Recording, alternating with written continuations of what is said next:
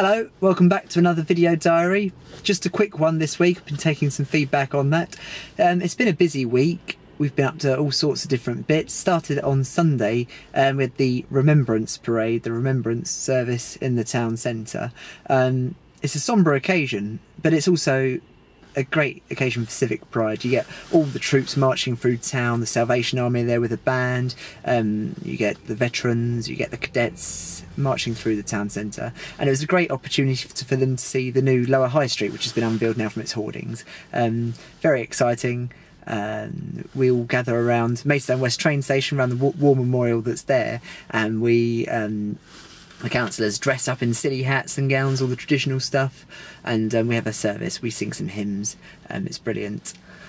Other big things that have happened this week, we had a very large resident protest off Hermitage Lane to do with the Crowd Ace application. This is an application for up to 500 houses just near Maidstone Hospital. It's a very controversial application because it's so large and it affects so many people, and the key thing that affects people, that people are worried about, is the proposal from the developer to put a road or roads going through ancient woodland, which is actually on the site. Now, ancient woodland is actually protected by national policy and it's protected by local policy as well. We've got a belts and braces approach to it. We made very clear to the developer that this was the case. They've put the planning application forward. Now, it could take several months to decide whether to accept or refuse this application, but I will remind people that the fact that it has significant impact on ancient woodland is completely contrary to our policy, and we protected it for a reason, and I sincerely hope our officers will stick to their guns on that one. The final key thing I'll bring up is got some exciting new changes to parking in Maidstone.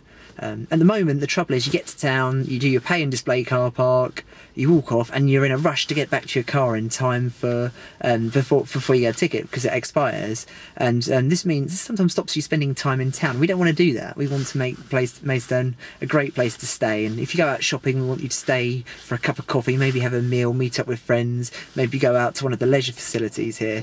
So what we're doing is we're bringing in, hopefully in the new year, quite early on, a system where you can actually either send a text message or you can make a phone call to a company, and that will extend your parking ticket in your car. So no rush to get back to your car anymore. You can stay in the town and enjoy it for much longer. And we hope this will help local businesses as well. We also had a number of talks about the housing numbers for Maidstone and what that means, and in particular I've been looking with local residents and how that affects Fant Ward. People are very concerned about Fant Farm, which is a beautiful bit of rolling countryside that goes down the hill into the Medway Valley. There have been some concerns about that. The problem we're in at the moment is that the government wants us to take more houses. The National Planning Policy Framework, which is the rule book for councils making local plans and doing planning policies, it is very clear that the government wants to see a significant boost in the supply of housing. However, important sites like Fant Farm, they can be protected through constraints arguments and through our own local designations, and we're looking at green spaces, we're looking at country parks and places that are important to people, and we're looking at ways that we can protect them from housing, and the best way of doing that is by allocating suitable sites elsewhere. So we're looking at some lower grade farmland when we look at sort of greenfield sites. We're also looking at brownfield sites, how we can max up the sites in the town centre. But we do have to be realistic that the need in Maidstone is for family housing over 20 years, and there is not enough brownfield sites and brownfield locations in Maidstone where you can fit 20 years worth of family housing.